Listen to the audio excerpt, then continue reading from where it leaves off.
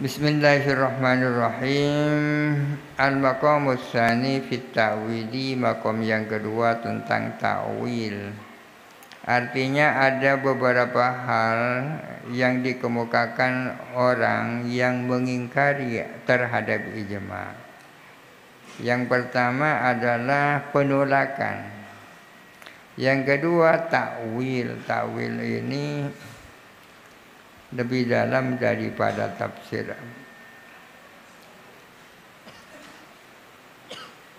Walahum ta'wilatun salasatun, dan ialah bagi mereka adapun 3 macam takwil, 3 interpretasi. Al-awwalu, adapun takwil yang pertama, qauluhu sallallahu alaihi wasallam, adapun sabdanya Kanjeng Nabi, la tajtami'u ummati ala dhalalatin, tidak akan berkumpul umatku atas kesesatan. Adapun sabda Nabi ini adalah yumbi'u anil kufri wal bid'ati, adalah mengabarkan tentang kekufuran dan bid'ah. Tidak akan berkumpul umatku atas kekufuran dan atau kebid'ahannya.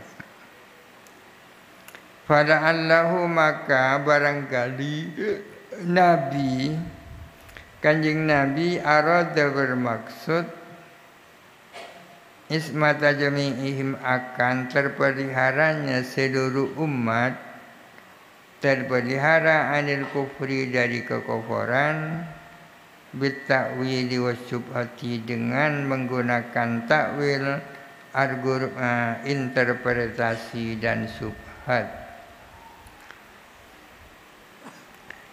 Artinya ada kemungkinan bahwa yang dimaksud umatku itu terlindungi dari kekufuran dan subhat atau bid'ah. Wa qauluhu 'alal khata'i lam yatawatar, sedangkan sabda Nabi yang berbunyi 'alal khata'i, la tajtami'u ummati 'alal khata'i, lam yatawatar, tidak mutawatir, maka tidak bisa dijadikan dasar hujjah. Wa in sahha, kalaupun sahih apa qauluhu 'alal khata'i, kalaupun itu sahih, fal khata'u amun, maka adapun khata' adalah bersifat umum. Yumkinu, yang mungkin, hamluhu 'alal kufri, membawa khata' itu atas kekufuran. Mungkin saja yang dimaksud khata' adalah kekufuran. Ini interpretasi. Jadi dolalah ditafsiri dengan kufur. Kulna, kita menjawab, ad-dhalalu fi wad'il lisani la yunasibul kufra. Adapun dolal yang bermakna kesesatan dalam penetapan bahasa itu tidak identik dengan kekufuran. Dolal itu secara bahasa tidak identik dengan kekufuran. Misalnya qala Allah Ta'ala, wa wajadaka dhallan fahada, wa wajadaka dhallan fahada, dan Allah mendapatkan kamu halid dhal. Apa maknanya dhallan ini? Sesat. Sesat artinya tidak punya bayangan tentang kenabian. Fahada, maka menunjukkan siapa Allah. Kalau menurut lahirnya ayat ini kan seolah-olah Kanjeng Nabi awalnya itu sesat, kemudian diberi petunjuk oleh Allah. Tapi dhalan di sini ya bukan kekufuran maksudnya. Yang dimaksud Nabi sebelumnya itu jauh dari martabat kenabian. Wa qala ta'ala, dan berfirman siapa Allah Ta'ala, ikhbaran an Musa alaihissalam, memberitakan tentang Nabi Musa, Dikatakan fa'altuha idza wa ana minadh-dhallin. Qala fa'altuha idzan wa ana minadh-dhallin.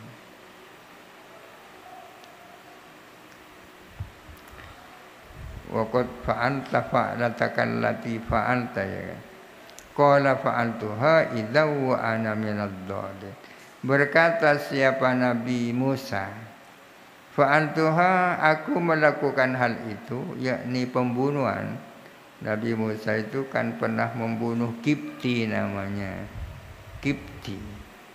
Aku fa'altuha melakukan kelakuan itu, idzan kalau begitu wa ana minadh-dhallin, sementara aku pada saat itu termasuk orang-orang yang sesat.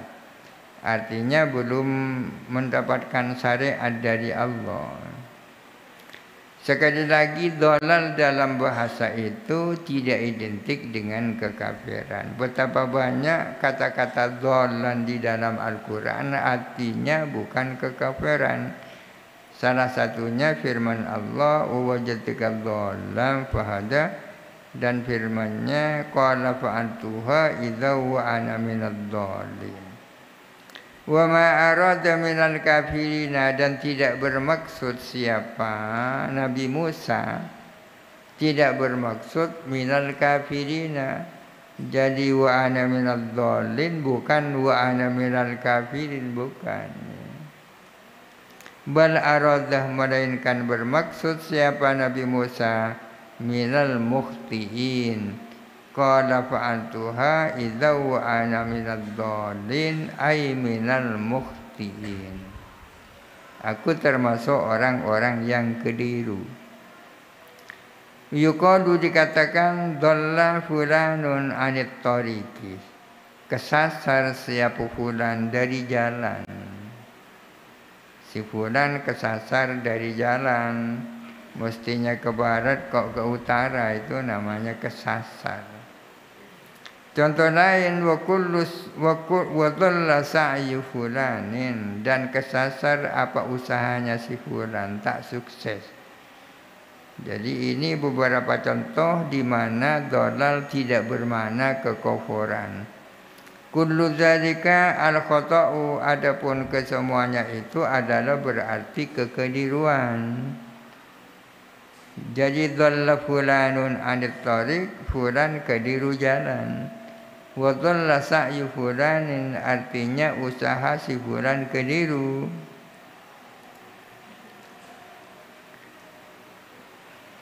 Kaifa wa qad fuhima, bagaimana sementara difahami daruratan secara daruri, secara niscaya.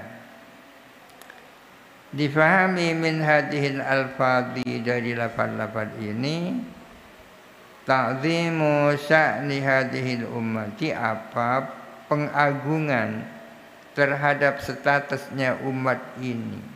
Dari beberapa redaksi Al-Quran dan hadis dapat difahami betapa Allah Ta'ala mengagungkan martabat atau status umat Muhammad. Wa taksisuha, dan mengkhususkan hadhil ummah bihadhil fadilati, dengan keutamaan ini.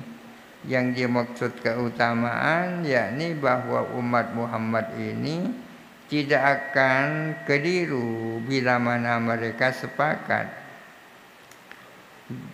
Amal ismatu anil kufri, adapun perlindungan dari kekufuran, faqad un'ima biha, maka sungguh-sungguh dinikmati biha, apa dengan isma, fi haqqi aliyin, di dalam haknya Sayyidina Ali, wa ibni Mas'udin, dan Ibnu Mas'ud, wa Ubayyin, dan Ubay, wa Zaidin, dan Zaid, ala madhabin Nazami, menurut madhabnya An-Nazam. Tadi kan ada interpretasi umat Muhammad ini terpelihara dari kekufuran. Kalau soal kekufuran, sudah betapa banyak yang mendapatkan nikmat berupa perlindungan dari kekufuran. terlindung dari kekufuran itu bukan sebuah keistimewaan ya. Itu sudah dinikmati oleh Sayyidina Ali dan sahabat-sahabat yang lain. Di annahum matu alal haqqi, karena sesungguhnya Sayyidina Ali dan seterusnya itu meninggal dengan membawa kebenaran. Wa kam min ahadin, betapa banyak dari orang per orang, musimu alil kufri, mereka terlindungi dari kekufuran, hatta matu, sehingga mereka meninggal. Fa ayyu khasiyatin lil ummati, maka keistimewaan apa bagi umat? Artinya kalau orang yang terlindungi dari kekufuran itu banyak sekali, mereka tetap iman dan Islam sampai mati. Itu bukan sebuah keistimewaan umat Muhammad. Fa ayyu khasiyatin lil ummah. Fadalla annahu arada, maka menunjukkan bahwa sesungguhnya Nabi itu bermaksud akan sesuatu lam yu'sam, yang tidak terlindungi, anhu dari emas, al-ahadu, siapa orang per orang, min sahwin, berupa kekeliruan, wa khata'in, dan min sahwin, berupa kelupaan, wa khata'in, dan kekeliruan, wa kadhibin, dan kebohongan. Artinya umat ini, umat Muhammad ini, kalau orang per orang itu tidak terlindungi dari kekeliruan dan kelupaan. Akan tetapi kalau secara bersama-sama umat ini terlindungi dari kelupaan dan kekeliruan. Untuk somu anhul ummatu, dan terlindungi daripada sahwin dan khotok siapa umat. Tanzilan di jami'il ummati manzilatan Nabi sallallahu alaihi wasallam, dengan memposisikan seluruh umat di dalam posisinya kanjeng Nabi, dan di dalam segi keterlindungannya adalah khata'i fid dini, terlindungi dari kekeliruan dalam agama. Artinya umat Muhammad secara keseluruhan posisinya sama dengan kanjeng Nabi. Dalam soal apa? Dalam soal terpelihara dari kekeliruan dalam soal agama. Kalau orang per orang sealim apapun itu tidak terlindungi dari kesalahannya. Tapi apabila umat Muhammad sepakat atas suatu pendapat, maka terpelihara dari kekeliruan. Ini artinya bahwa posisi umat Muhammad sama dengan posisinya kanjeng Nabi dalam hal terlindungi dari kekeliruan dalam agama. Amma fi ghairid dini, adapun di dalam selain agama, min isya'i harbin, dari mengadakan perang, wusulhin, dan perdamaian, wa imarati baldatin, dan membangun suatu negeri, fal umumu yaktadi al-ismata lil ummati anhu aidan. Maka adapun keumuman lafal adalah menghendaki adanya perlindungan, keterlindungan bagi umat Muhammad, anhu, daripada itu semua, aidon, juga. Kalau dalam hal-hal yang bukan soal agama, apakah umat Muhammad juga dilindungi dari kekeliruan? Iya juga. Walakin nadzalika maskukun fihi, akan tetapi adapun hal itu adalah diragukan dalam soal strategi perang, dalam soal perdamaian, membangun negeri. Itu kan bukan persoalan agama. Ada kemungkinan umat Muhammad kalau sepakat maksum juga di bidang itu, tapi masih diragukan. Sementara kalau dalam soal agama tak diragukan. Wa amrud dini maqtu'un. Adapun persoalan agama, maqtu'un adalah dipastikan, diyakini biwujubil ismati, apa wajibnya adanya perlindungan, fihi di dalam amruddin, kama fi haqqin Nabi sallallahu alaihi wasallam, sama dengan dalam haknya Kanjeng Nabi sallallahu alaihi wasallam. Kalau dalam persoalan selain agama, Kanjeng Nabi juga mungkin keliru. Fa innahu, sesungguhnya Kanjeng Nabi, akhta'a, telah keliru, fi amri ta'birin nakhli, dalam persoalan mengawinkan pohon kurma. Ketika saat Rasulullah lewat bertemu dengan para sahabat sedang mengawinkan pohon kurma, dengan mengawinkan mayang yang jantan dengan mayang dan perempuan. Nabi bersabda, kenapa kalau tidak dibegitukan, dibiarkan saja lah. Ternyata beberapa saat kemudian pohon kurma yang tidak dikawinkan itu tidak menghasilkan buah kurma sebagaimana mestinya. Maka Rasulullah bersabda, antum a'rafu bi amri dunyakum, atau antum a'lamu bi amri dunyakum wa ana a'rafu bi amri dinikum. Kalian adalah yang lebih tahu tentang persoalan agamamu, dan aku adalah yang tahu tentang persoalan agamamu. Antum a'rafu bi amri dunyakum, kamu lebih tahu tentang urusan keduniaanmu, ya. Wa ana a'rafu bi amri dunyakum, dan aku adalah yang lebih tahu persoalan agamamu.